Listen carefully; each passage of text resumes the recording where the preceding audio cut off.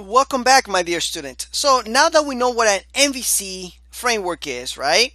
Let's go ahead and start using it right away. So to start using it, of course, we're gonna go to their website. So I'm gonna go on in my best friend right here. I don't have to actually go to my best friend right now, which is Google. I'm just gonna go to CodeIgniter.com and I'm just gonna download it from here. And I'm using version 3.0.1, but that's okay. If you're using a version later than this, that's fine. All right, I'm gonna give you all these files, so if you want to actually do the course exactly as I'm doing it without any hiccups, download the same version that I have. And on this lecture I will include this file so you can download the same version that I'm using.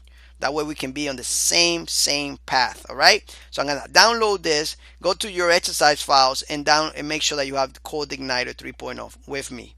All right, and again, it doesn't matter what version you have, we're gonna discuss the same core functions and functionalities that you will have in the future. This is a future-proof course and I will update it as I can.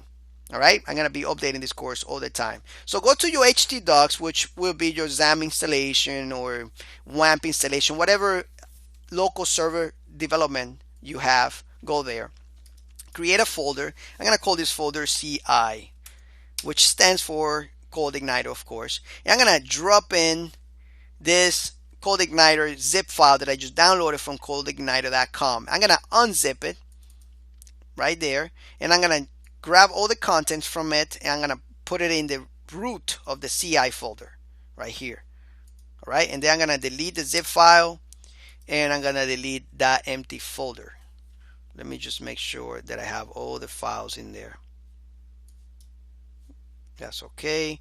I have some hidden files that are showing. I usually do that with all my computers. What I do is I go on Google when I forget how to do it. Of course, I already know how to do it. I go on Google and type in, show hidden files for, let's say, Windows 10 or Windows 11 or whatever, and I will turn on those features so I can see my hidden files and I can see my hidden extensions from my files. All right, so that's a good thing to do.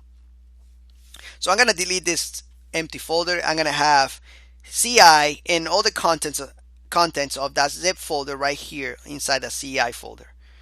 All right, now I can go to localhost, and on that folder you can see that we have installed CodeIgniter.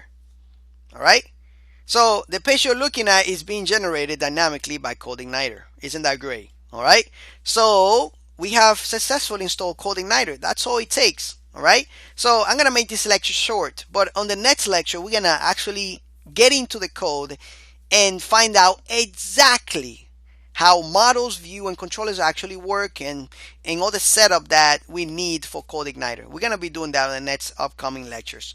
Take care, and I'll see you then.